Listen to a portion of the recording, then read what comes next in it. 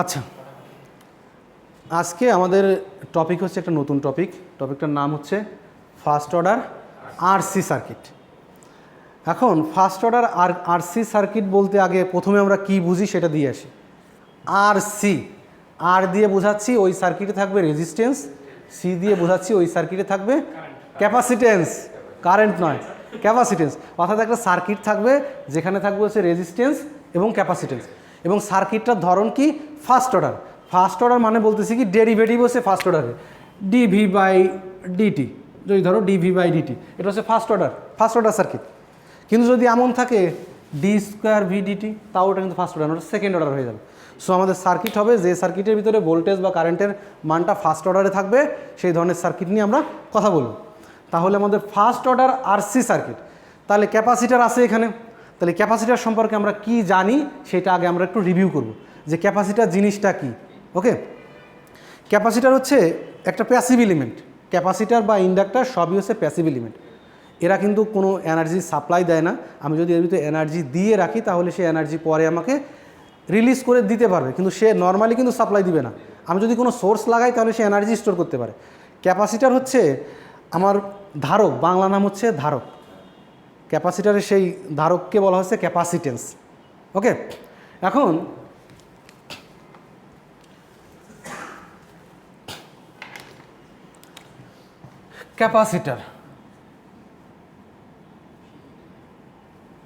ক্যাপাসিটারকে বলা হচ্ছে ধারক।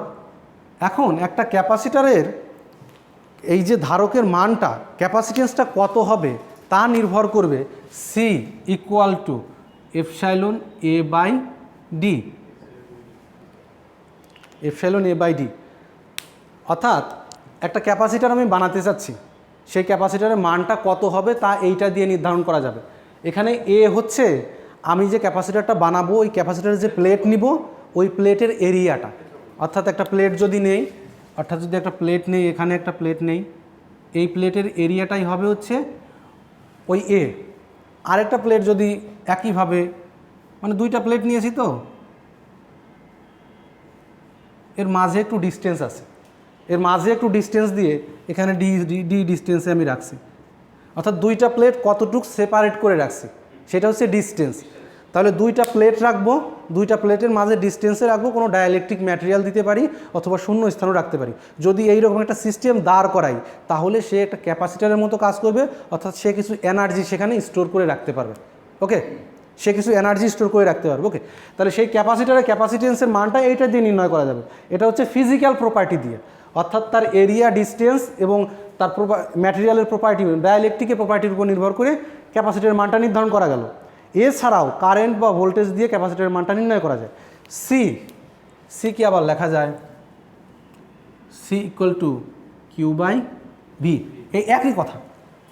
এটা হচ্ছে আমি তার ফিজিক্যাল প্রপার্টি দিয়ে রিলেশন করলাম, আর এটা হচ্ছে তার চার্জ এবং ভোল্টেজের সাথে রিলেশন করলাম। চার্জ হচ্ছে এই প্লেটে কী পরিমাণ চার্জ জমা হচ্ছে, এই প্লেটে কী পরিমাণ চার্জ জমা হচ্ছে সেইটা, আর ভোল্টেজ হচ্ছে এই দুই প্লেটের মাঝে ভোল্টেজের ডিফারেন্স কত। যদিও কিউ বাই ভি দেখাচ্ছি আমি ক্যাপাসিটারের মান নির্ণয় করার জন্য, আসলে কিন্তু কিউ বা ভি এর উপর এটা ডিপেন্ডেন্ট না। এটা ডিপেন্ডেন্ট হচ্ছে এর এরিয়া এবং ডিস্টেন্সের উপরে, এটা ফিজিক্যাল প্রপার্টির উপর ডিপেন্ডেন্ট। ওকে, তাহলে সি এর মান যদি এই হয় তাহলে সি থেকে, এখান থেকে আমি এই ক্যাপাসিটারের কারেন্ট এবং ভোল্টেজের ইকুয়েশনটা দেখতে চাচ্ছি যে কারেন্ট বা ভোল্টেজের ইকুয়েশনটা কেমন। ওকে, তাহলে এখান থেকে যদি আমি কিউ এর মান নির্ণয় করি, কিউ হবে সিভি, তাই তো? আবার আমরা জানি কি ডি কিউ বাই ডিটি সমান কি হয়, D Q by DT current, C হচ্ছে constant, so DV by DT. তাহলে আমি ক্যাপাসিটারের কারেন্টের ইকুয়েশনটা পেলাম C equal to DV by DT. তাহলে ওই ক্যাপাসিটারের ভিতর দিয়ে কী পরিমাণ কারেন্ট যাবে তা এই ইকুয়েশান দিয়ে আমি নির্ণয় করতে পারবো। ওকে, তাহলে এটা গেল আমার ক্যাপাসিটারের কারেন্টের ইকুয়েশন। এই কারেন্টের ইকুয়েশন দেখে বোঝা যাচ্ছে যে ক্যাপাসিটারের কারেন্টটা ইনস্ট্যান্টলি চেঞ্জ হতে পারে, কোনো সমস্যা নাই। ক্যাপাসিটারের কারেন্টটা ইনস্ট্যান্টলি চেঞ্জ হতে পারে, এই ডেরিভেটিভটা তো আমার কন্টিনিউয়াস না, যে কোনো একটা নির্দিষ্ট টাইমের জন্য। ওকে, এখন এখান থেকে যদি আমি ভোল্টেজের ইকুয়েশনটা নাই, কারেন্টের ইকুয়েশন পেলাম, এটা কিন্তু ক্যাপাসিটার ভিতর দিয়ে কী পরিমাণ কারেন্ট যাবে সেটা এটা দিয়ে নির্ণয় করা যাবে। এখন যদি ক্যাপাসিটরের ভোল্টেজের ইকুয়েশন আনতে যাই, ভোল্টেজের ইকুয়েশন ভোল্টেজ আছে এখানে, তাই তো? তাহলে ভোল্টেজের ইকুয়েশনটা আনি, ডিভি বাই ডিটি, একে লিখব আই বাই সি, তাই তো? এখন ডিভি বাই ডিটি থেকে যদি ভি আনতে যাই তাহলে কি ইন্টিগ্রেট করতে হবে। ডিভি বাই ডিটি থেকে যদি ভি আনতে যাই, ডিফারেন্সিয়েশনের উল্টা হচ্ছে ইন্টিগ্রেশন, তাই তো? তাহলে এটা ইন্টিগ্রেশন করলে পারে আমার ভি চলে আসবে। So V equal two 1/c constant থাকবে। এটা হচ্ছে ইনিশিয়াল টাইম, কখন আমি ক্যালকুলেট করতে চাচ্ছি একটা নির্দিষ্ট টাইম, সেখান থেকে আপার লিমিট হচ্ছে টি, আইডিটি প্লাস ভি টি নট। এই ইকুয়েশনটা দিয়ে বোঝাতে চাচ্ছি একটা ক্যাপাসিটারের অ্যাক্রোসে ভোল্টেজটা কেমন হবে। একটা ক্যাপাসিটারের অ্যাক্রোসে ভোল্টেজটা কেমন হবে। একটা ক্যাপাসিটারের অ্যাক্রোসে ভোল্টেজটা হবে কারেন্টের কন্টিনিউয়াস সামেশন। এবং এই ইকুয়েশন দেখে বোঝা যাচ্ছে যে ক্যাপাসিটারের অ্যাক্রোসে ভোল্টেজটা আমি চাইলে ধাপ করে চেঞ্জ করে ফেলতে পারবো না। ক্যাপাসিটারের অ্যাক্রোসে ভোল্টেজটা হবে কন্টিনিউয়াস ফাংশন। অর্থাৎ আমি কন্টিনিউয়াস বলতে কেমন বোঝাচ্ছি, কারেন্টের ইকুয়েশন যদি হয়, এদিকে কারেন্ট এদিকে যদি টাইম হয়, সেই ইকুয়েশনটা গ্রাফিক্যালি এভাবে রিপ্রেজেন্ট করা যাবে, সমস্যা নেই। কিন্তু ভোল্টেজের ক্ষেত্রে সেটা রিপ্রেজেন্ট করতে গেলে, এটা যদি ভোল্টেজ হয়, এটা যদি টাইম হয়, তাহলে কন্টিনিউয়াস কোনো গ্রাফের মতো করে রিপ্রেজেন্ট করতে হবে। মানে কন্টিনিউয়াস তার একটা ভ্যালু থাকতে হবে, কন্টিনিউয়াসলি গ্রাফটা হবে কন্টিনিউয়াস ফাংশন। কিসের ফাংশন? কারেন্টের ফাংশন। ওকে, তাহলে এখান থেকে আমি বোঝাতে চাচ্ছি যে ক্যাপাসিটারের ভিতর দিয়ে কারেন্টটা সাডেনলি চেঞ্জ হতে পারে, কিন্তু ভোল্টেজটা সাডেনলি চেঞ্জ হতে পারবে না। অর্থাৎ ক্যাপাসিটার যে কোনো ভোল্টেজ চেঞ্জকে বাধা দেয়, এইটুকু আমি বোঝাতে চাচ্ছিলাম। ওকে, আর এই ভি নটটা দিয়েছি, হ্যাঁ ভোল্টেজ চেঞ্জ হবে, কিন্তু ভোল্টেজ চেঞ্জটাকে সে বাধা দিতে থাকবে, চেঞ্জ হলেও আস্তে আস্তে হবে। ওকে, দ্রুত চেঞ্জ হবে। এই ইকুয়েশনে আমি ভি নট টিটা দিয়েছি হচ্ছে, এটা হচ্ছে ক্যাপাসিটারের অ্যাকচুয়াল ভোল্টেজ। একটা ক্যাপাসিটার নিয়েছিলাম, সেই ক্যাপাসিটার যদি ইনিশিয়ালি কোনো ভোল্টেজ থেকে থাকে, তাহলে সেই ভোল্টেজটা হচ্ছে আমি পাশে যোগ করে দিয়েছিলাম। একটা ভোল্টেজ আছে আগে থেকেই, সেই ভোল্টেজের সাথে যে আরও কিছু ভোল্টেজ যোগ করি, সেই দুইটা মিলে হবে হচ্ছে ফাইনাল ভোল্টেজ। ওকে, বোঝা গেল? এটা হচ্ছে ক্যাপাসিটারের কারেন্টের ইকুয়েশন, এটা হচ্ছে ভোল্টেজের ইকুয়েশন। এবং এটা জিনিস মনে রাখতে হবে যে ক্যাপাসিটার ভিতরে ভোল্টেজ কখনোই সাডেনলি চেঞ্জ হবে না, কারেন্টটা চেঞ্জ হতে পারে। ইন্ডাক্টরের ক্ষেত্রে তা একটু উল্টা। ইন্ডাক্টরের ক্ষেত্রে দেখি, ইন্ডাক্টর জিনিসটা কি? একটা কয়েল। ইন্ডাক্টর হচ্ছে কয়েল।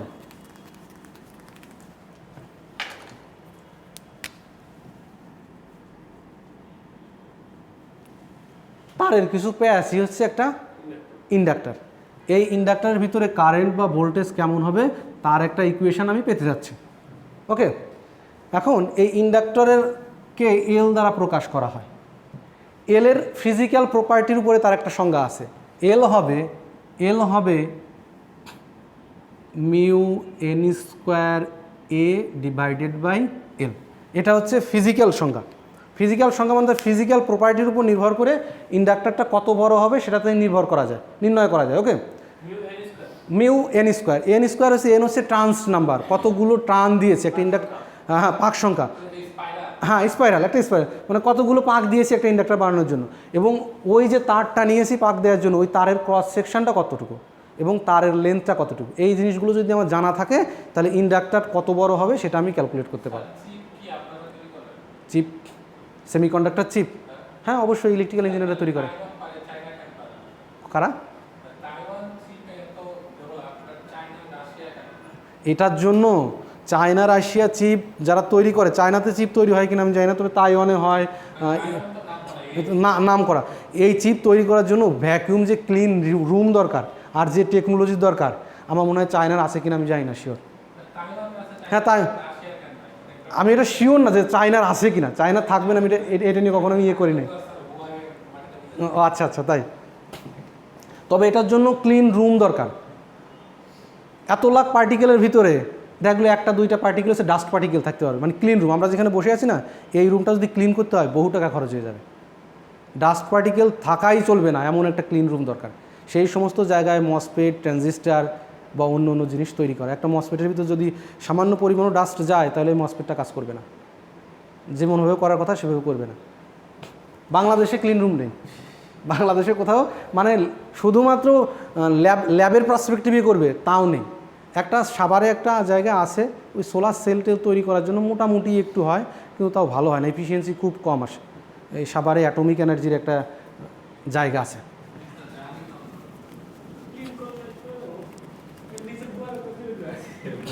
এটা ওই ক্লিন না, বাতাসের ভিতরে কোনো ডাস্ট পার্টিকেল থাকতে পারবে না, বাতাসের ভিতরে কোনো ডাস্ট পার্টিকেল থাকতে পারবে না। আচ্ছা, তাহলে এটা গেল ইন্ডাক্টরের নর্মালি ফিজিক্যাল প্রপার্টির উপর ইন্ডাক্টরটা কেমন হবে সেটা। এর ভোল্টেজ এবং কারেন্টের সাথেও একটা রিলেশান আছে। তাহলে v equal to l di by dt, v equal to l di by dt. এটা দিয়ে বোঝাচ্ছে যে ইন্ডাক্টরের ভিতরে ভোল্টেজটা সাডেনলি চেঞ্জ হতে পারবে। ক্যাপাসিটারের ক্ষেত্রে কিন্তু উল্টা ছিল, যে তার কারেন্টটা সাডেনলি চেঞ্জ হতে পারবে, তাই তো? ইন্ডাক্টরের ক্ষেত্রে কিন্তু তার ভোল্টেজটা সাডেনলি চেঞ্জ হতে পারবে। এখান থেকে যদি আমি কারেন্টের ইকুয়েশন আনি, কারেন্টের ইকুয়েশন দাঁড়াবে I equal to 1/L t naught থেকে টি, এটা হবে v dt plus I naught. এটা হচ্ছে ইন্ডাক্টরের কারেন্টের ইকুয়েশন। ও আরেকটা কথা বলে রাখি, যে ডিসি যখন অ্যানালাইসিস করব তখন ডিসি স্টাডি স্টেটে ক্যাপাসিটার থাকে ওপেন হিসেবে ট্রিট করা যায়, আর ইন্ডাক্টরকে ধরা হয় শর্ট। এইটা আমাদের একটু পরেই কাজে লাগবে, যে ডিসিতে ক্যাপাসিটার সবসময় ওপেন হিসেবে ট্রিট করতে পারবো এবং ইন্ডাক্টরকে শর্ট হিসেবে ট্রিট করতে পারবো। এটা গেল ইন্ডাক্টরের ভিতর দিয়ে কারেন্টের ইকুয়েশন। কারেন্টের ইকুয়েশন বলতেছে যে কারেন্ট হবে ভোল্টেজের কন্টিনিউয়াস যোগফল, অর্থাৎ ইন্ডাক্টরের ভিতর দিয়ে আমি সাডেনলি কারেন্ট চেঞ্জ করতে পারবো না, অর্থাৎ ইন্ডাক্টর যে কোনো কারেন্ট চেঞ্জকেই বাধা দিতে থাকবে। ইন্ডাক্টরের ভিতর দিয়ে যদি আমি কারেন্ট পাস হয় সেটা স্লোলি ডিসিপেট করতে থাকবে এনার্জি, একবারে ধূপ করে কারেন্টটা জিরো হয়ে যাবে না। ওকে, বোঝা গেল? এই দুইটা জিনিস মনে রাখলে আমরা এখন আরসি সার্কিটে ঢুকবো। ওকে, আজকে আমরা প্রথমে দেখবো হচ্ছে ক্যাপাসিটিভ সার্কিট, তারপরে দেখবো হচ্ছে ইন্ডাকটিভ সার্কিট।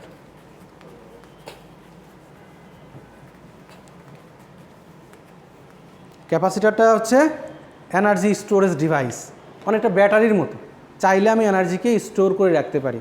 ক্যাপাসিটারের ভিতরে থাকে হচ্ছে ইলেকট্রিক ফিল্ডের মাধ্যমে, বেশিক্ষণ থাকে না বলতে থাকবে, যথেষ্ট সময় থাকবে।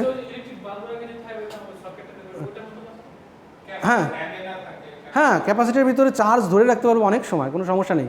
ক্যাপাসিটারের এগেনস্টে যে প্যারালালি যে রেজিস্ট্যান্সটা থাকে সেই রেজিস্ট্যান্সের মান অনেক বড়, ইচ্ছে করলেই সেই রেজিস্ট্যান্স দিয়ে চার্জ শেষ হয়ে যেতে পারবে না। সো আমি চার্জ করলে একটা ক্যাপাসিটার দীর্ঘদিন চার্জ থাকবে। এই জন্য হুট করে কেউ ক্যাপাসিটার ধরতে যেও না, প্রচণ্ড আকারে শক খাবা, কারণ ক্যাপাসিটার অনেক বেশি পাওয়ার সাপ্লাই দিতে পারবে খুব অল্প সময়ের জন্য। আচ্ছা, ফার্স্ট অর্ডার সার্কিট বলতে আমি বোঝাইছিলাম যে এই সার্কিটে শুধুমাত্র ইকুইভ্যালেন্ট একটা ক্যাপাসিটার অথবা ইকুইভ্যালেন্ট একটা রেজিস্ট্যান্স থাকতে পারবে, যেটার ডেরিভেটিভ হবে হচ্ছে ফার্স্ট অর্ডারে। যদি এই রকম সার্কিট হয় সেটাকে আমরা বলবো ফার্স্ট অর্ডার সার্কিট। আমি প্রথমে দেখো first order source free first order circuit, অর্থাৎ এই সার্কিটে কোনো সোর্স থাকবে না। সার্কিটটা দেখতে এমন, এটা ফার্স্ট অর্ডার সার্কিট, অর্থাৎ এই সিটা হতে পারে 4-5টা ক্যাপাসিটেন্সের যোগফল, আরটা হতে পারে 4-5টা রেজিস্ট্যান্সের যোগফল। যদি সার্কিটটা এমন হয় তাহলে সেই সার্কিটকে বলবো আমি ফার্স্ট অর্ডার আরসি সার্কিট। ওকে, এই ফার্স্ট অর্ডার আরসি সার্কিট থেকে প্রথম কাজ হচ্ছে এই ক্যাপাসিটারের রেসপন্সটা কেমন হবে এই রেজিস্ট্যান্সের ভিতর দিয়ে যখন সে এনার্জি ডিসিপেট করতে থাকবে। আমাদের ফাইন্ডিংস হচ্ছে আমাদের একটা ক্যাপাসিটার আছে, একটা রেজিস্ট্যান্স আছে। এখন এই ক্যাপাসিটারের যে এনার্জি স্টোর হলো, এই এনার্জিটা কত সময়ে ওই রেজিস্ট্যান্সের ভিতর দিয়ে পাস করে সে ডিসিপেট হবে সেটা একটু খুঁজে বের করা। অর্থাৎ এই ক্যাপাসিটারের ভোল্টেজটা টাইমের সাথে কেমন চেঞ্জ হচ্ছে সেইটা হচ্ছে আমাদের ফাইন্ডিংস, খুঁজে দেখতে চাচ্ছি আমরা। কেন চাচ্ছি?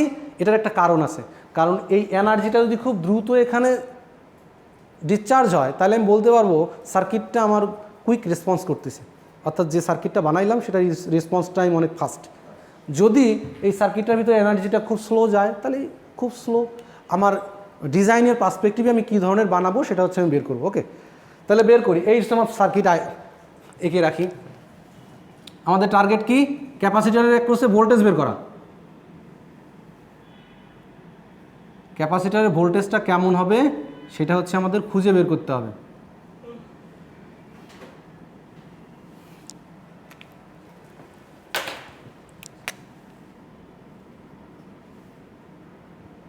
খুবই সোজা, ফাইনালি আমি একবারে লিখে দেবো, সমস্যা নাই।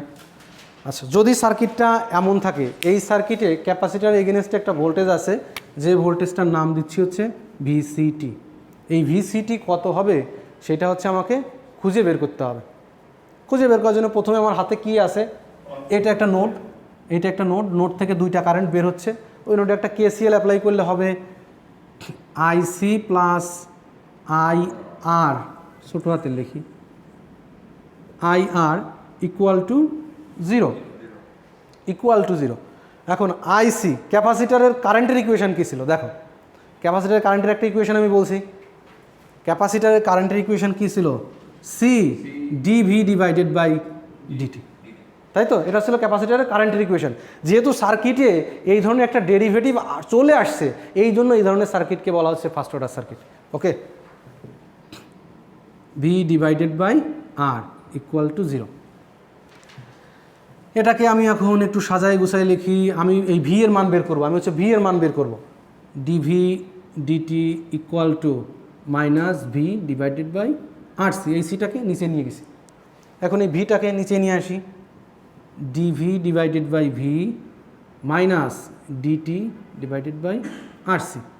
ওকে, এখন এখান থেকে কিন্তু আমি ইন্টিগ্রেশন করলেই ভি এর একটা মান বের করতে পারবো, ভি এর একটা মান বের করতে পারবো, ইন্টিগ্রেশন করলে ভি এর একটা মান বের করতে পারবো। কত হবে, 1/v কে ইন্টিগ্রেশন করলে কি হবে, লন ভি, লন ভি।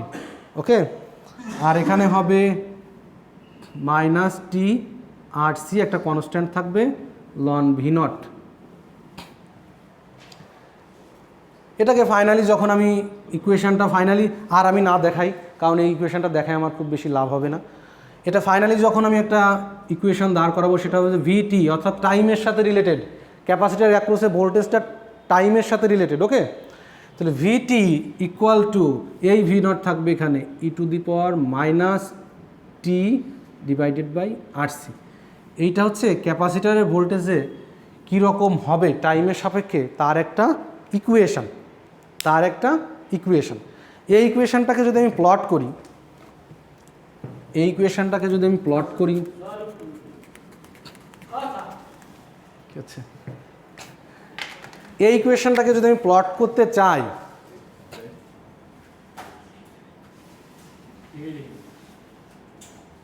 এটা ম্যাক্সিমাম ভ্যালু কত, ভি নট, ভি নট। আচ্ছা, ইনিশিয়ালি চার্জড অবস্থায় যখন ছিল, একদম টি ইকুয়াল টু জিরো বা যে টাইম থেকে আমি স্টোর যে এনার্জি ছিল তা এখনও কাজে লাগাইনি, ম্যাক্সিমাম যে ভোল্টেজটা ছিল সেটা হচ্ছে ভি নট, যে কোনো একটা ভ্যালু হতে পারে। এটা হচ্ছে e to the power minus, e to the power minus exponentially decay, exponentially, আর ই টু দি প্লাস হলে কী হতো, এক্সপোনেনশিয়াল রাইজিং হতো, এটা হচ্ছে এক্সপোনেনশিয়ালি ডিকে।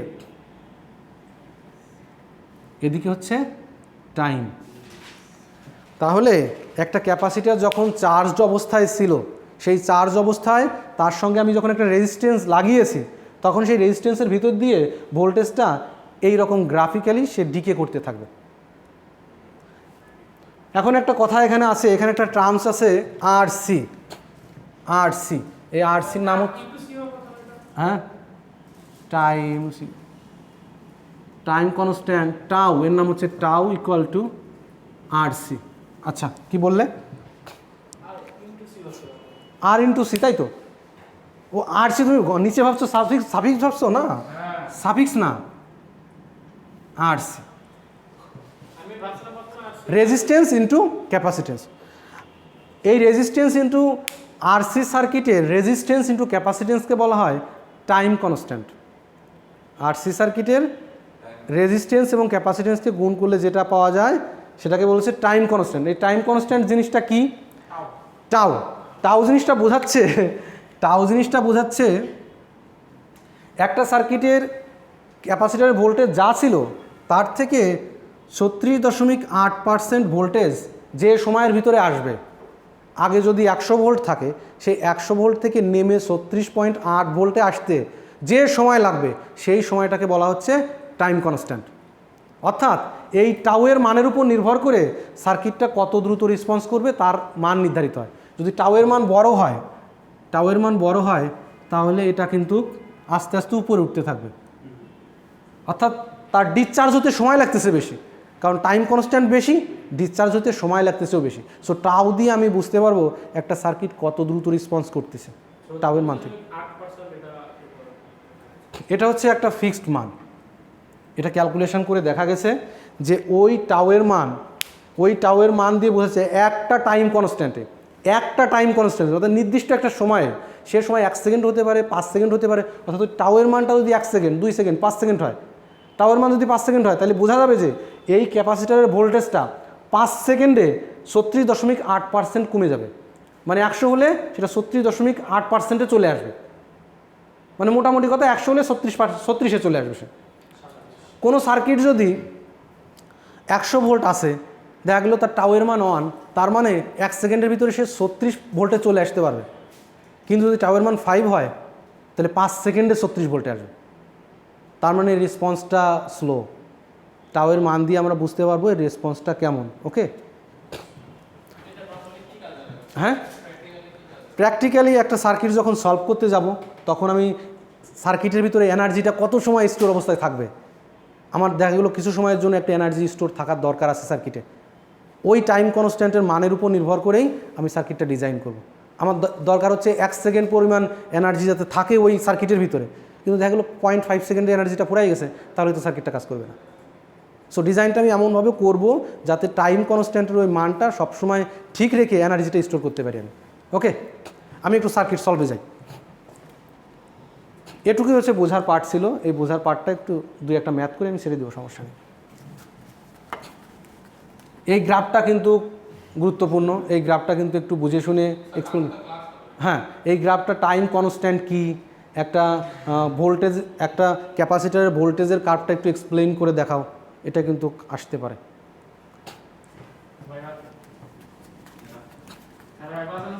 হ্যাঁ, ভাইবা নিলে তোমরা পাস করবা?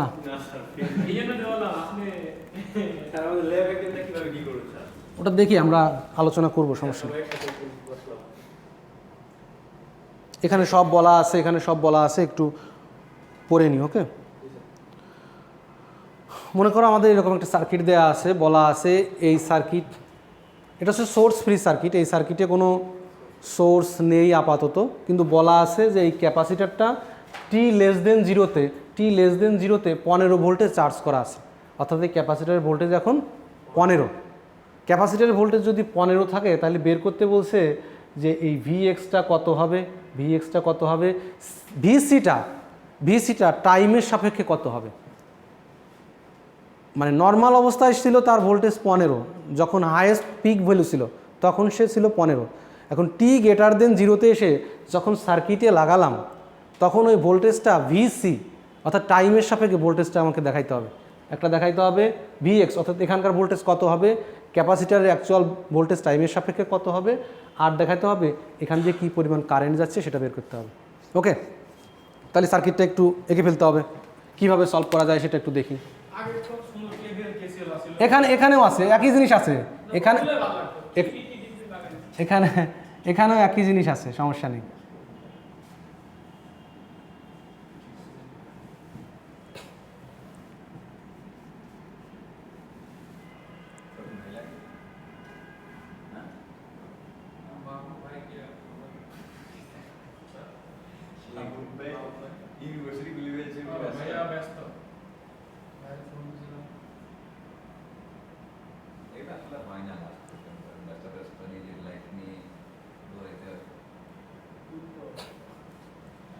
আচ্ছা, এখন এই সার্কিট থেকে আমাকে বের করতে হবে ক্যাপাসিটারের ভোল্টেজটা।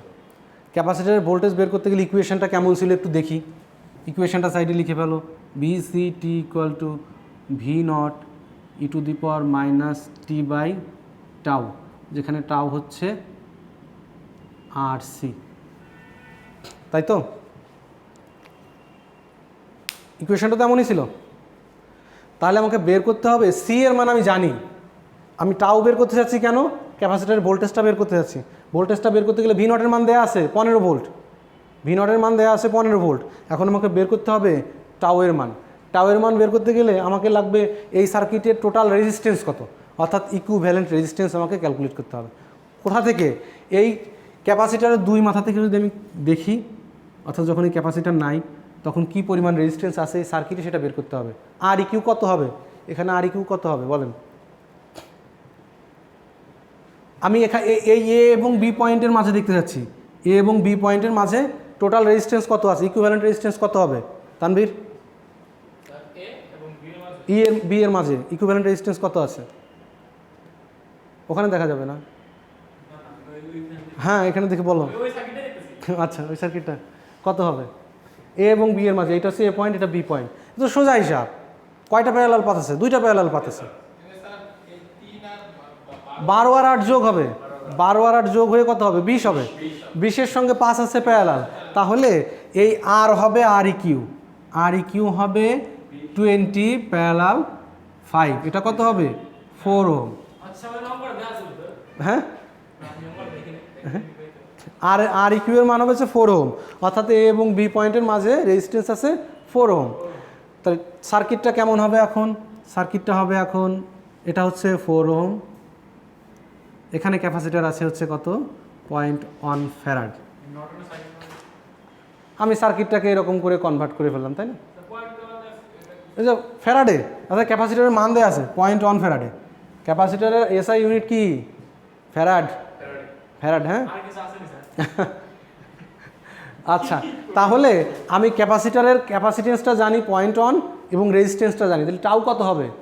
Tau equal to r into c, r into c. So tau equal to 4 into 0.1, 0.4 second. Tau এর মান হবে হচ্ছে 0.4 সেকেন্ড। ওকে,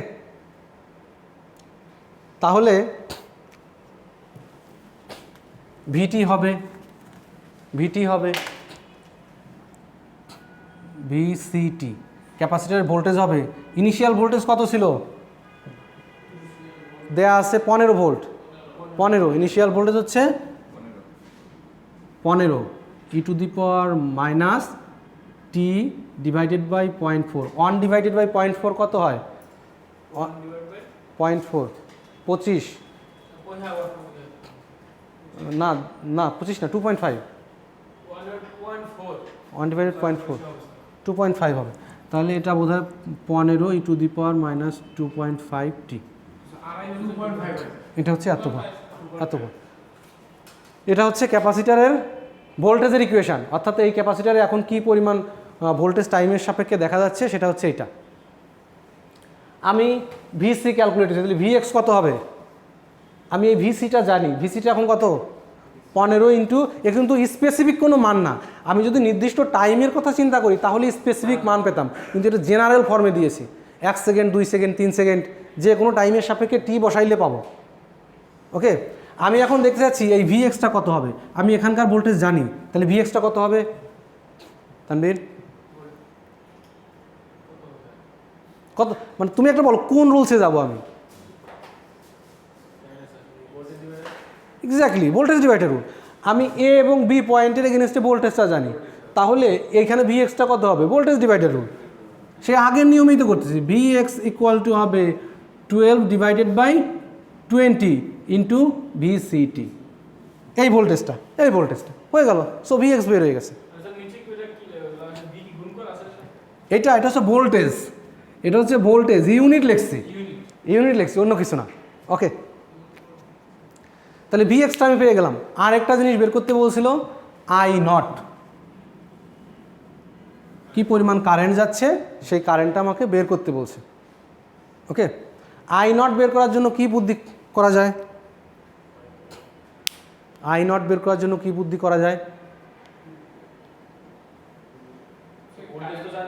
হ্যাঁ, নর্মালি চিন্তা করো, আই নট বের করা, কেভিএলটা করা যাবে, কেভিএল দিয়ে করা যাবে। কারণ আমি এখানকার ভোল্টেজ জানি, এখানকার রেজিস্ট্যান্স জানি, কিন্তু এখানকার কারেন্ট জানি না, তাহলে কারেন্ট বের হয়ে যাবে। তাহলে কেভিএল অ্যাপ্লাই করে আমি, হ্যাঁ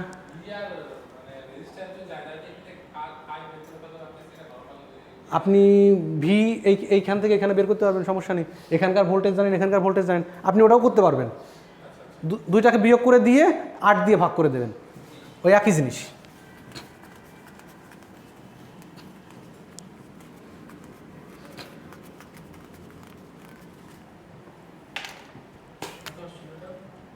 এখানকার ভোল্টেজ হচ্ছে ভিসি, এখানকার ভোল্টেজ হচ্ছে ভিএক্স, কারেন্টের ডিরেকশান হচ্ছে এইদিকে, তাহলে আই নটটা হবে ওই কেভিএল ইউজ করলেও একই জিনিস হবে, ভিসিটি মাইনাস ভিএক্স ডিভাইডেড বাই 8।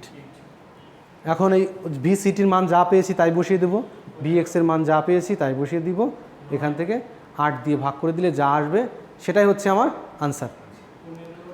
ম্যাথগুলো যেহেতু একটু টাইম ডিপেন্ডেন্ট, অর্থাৎ টাইমের সাপেক্ষে দেখাচ্ছি, তার মানে স্পেসিফিক 1 2 3 4 মান পাচ্ছি না, কিন্তু আমরা টাইমের সাপেক্ষে একটা ভ্যালু আমি পাচ্ছি।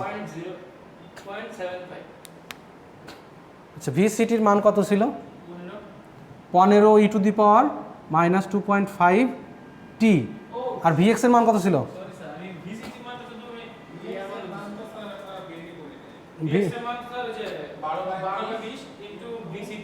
আচ্ছা, তাহলে ভিএক্সের একটা মান ছিল, ওই মানগুলো বের করার পরে হচ্ছে আমাকে বিয়োগ করতে হবে, বিয়োগ করার পরে এখানে 8 দিয়ে ভাগ করতে হবে, বিয়োগ করার পরে 8 দিয়ে ভাগ করতে হবে, সবগুলো মান কিন্তু বের করে নিতে হবে। টাইম যে কোনো টি গ্রেটার দেন 0-তে যে কোনো সময়, এই জন্য তুমি টাইম হিসাবে ইকুয়েশনটা রাখছি। ইটি হচ্ছে এক্সপোনেনশিয়ালি ডিকে হচ্ছে e⁻⁻x, এটা হচ্ছে কি কেমন ফাংশন, e⁻⁻x কেমন ফাংশন, আমি দেখতে চাচ্ছি ক্যাপাসিটারের ভোল্টেজটা টাইমের সাপেক্ষে কেমনভাবে রেসপন্স করতেছে। সে টাইমের সাপেক্ষে কি স্ট্রেট লাইনে উপরে উঠতেছে, সে টাইমের সাপেক্ষে কি স্ট্রেট লাইনে নিচে নামতেছে, নাকি টাইমের সাপেক্ষে ডিকে করতেছে এক্সপোনেনশিয়ালি। এইটা সেই ইকুয়েশনটা সেই কথা বলে যে e⁻x এটা তো একটা ফাংশন, এর ফাংশন, এই ফাংশনটা যদি -x মানে এক্সপোনেনশিয়ালি ডিকে, যদি সেটা প্লাস হতো, প্লাস হলে সেটা এক্সপোনেনশিয়ালি উপরের দিকে উঠতো, এটা তো ম্যাথের ফাংশন। তাহলে এই e⁻x এর ফাংশন দিয়ে বোঝাচ্ছি যে ক্যাপাসিটারের ভোল্টেজটা টাইমের সাপেক্ষে এক্সপোনেনশিয়ালি ডিকে করতেছে। ওকে, সেটা কি কত রেটে ডিকে করতেছে? টাউ রেটে, টাইম কনস্ট্যান্টের রেটে, সবসময় মানে টাইম কনস্ট্যান্টের যে রেটটা আছে এই রেটে সে ডিকে করতেছে, অর্থাৎ প্রতি টাইম কনস্ট্যান্টে সে ওই পরিমাণ ভোল্টেজটাকে কমাচ্ছে। ওকে, কিছু কি বোঝা গেল?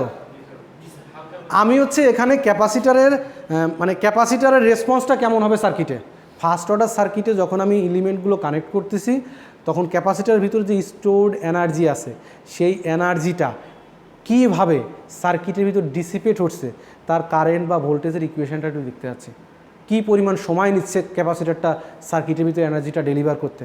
ওকে, এই জিনিসগুলো মূলত এখানে দেখার চেষ্টা করতেছি। এটা হচ্ছে সোর্স ফ্রি সার্কিট, অর্থাৎ এই সার্কিটে আগে থেকে একটা সোর্স লাগায়ে ক্যাপাসিটারকে চার্জ করে রাখছি, তারপরে সার্কিট থেকে সোর্সটাকে বাদ দিয়ে দিচ্ছি, এই জন্য বলছি সোর্স ফ্রি আরসি সার্কিট। ওকে, একটু প্র্যাকটিস করতে হবে, আর বইয়ে পড়ার অনেক জিনিস আছে, একটু পড়তে হবে। এটা কিন্তু অন্য অন্য টপিক থেকে একটু আলাদা, একটু কঠিন মনে হবে।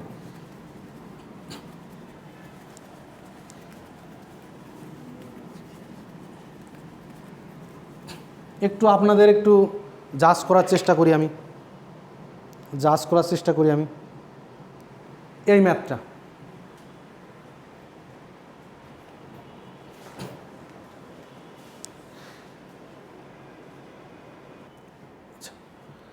এই সার্কিট থেকে আমাকে হচ্ছে ক্যাপাসিটারের ভোল্টেজ বের করতে হবে।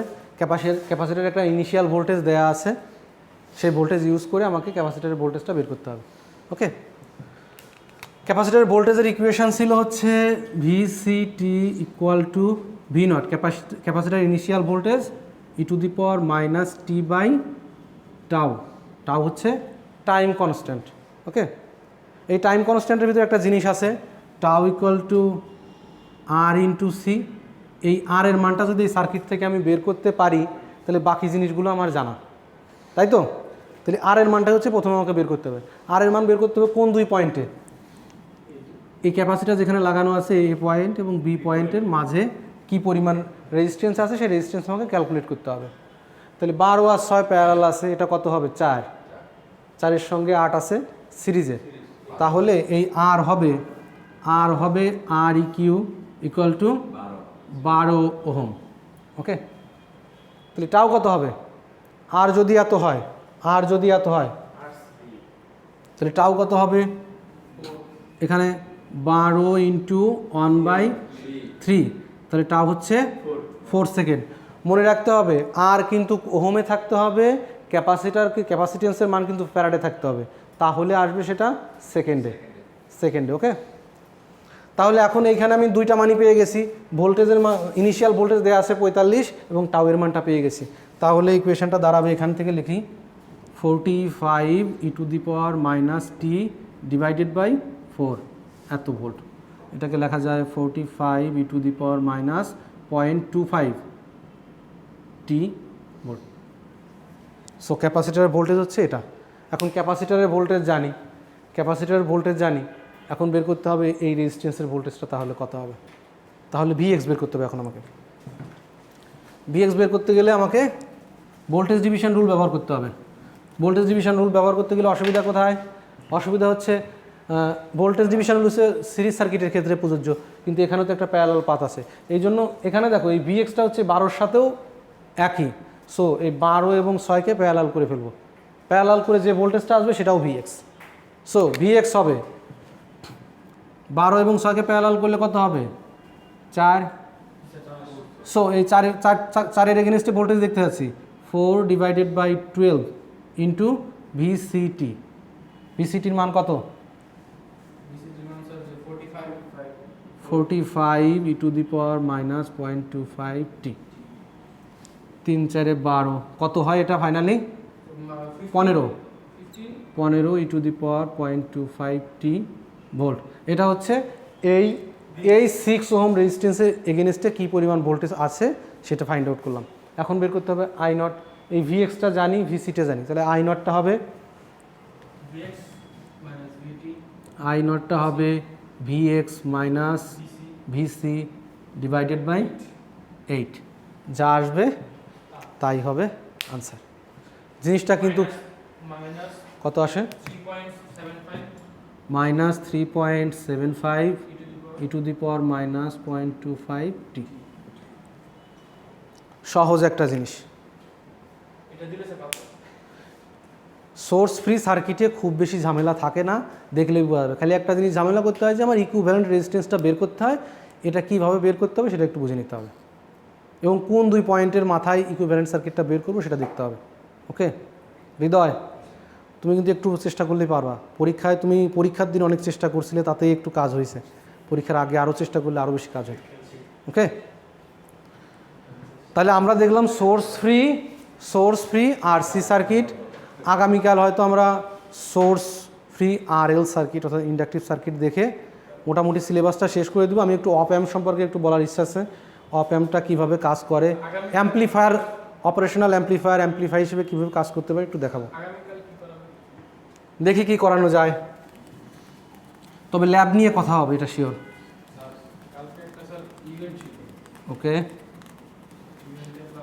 কোথায়? আমরা যারা এখন বর্তমানে আছি প্রায় সবাই আমরা এই বলছিলাম, হঠাৎ করে স্যার হয়ে গেছে বাইরে মানুষ আসতে স্যার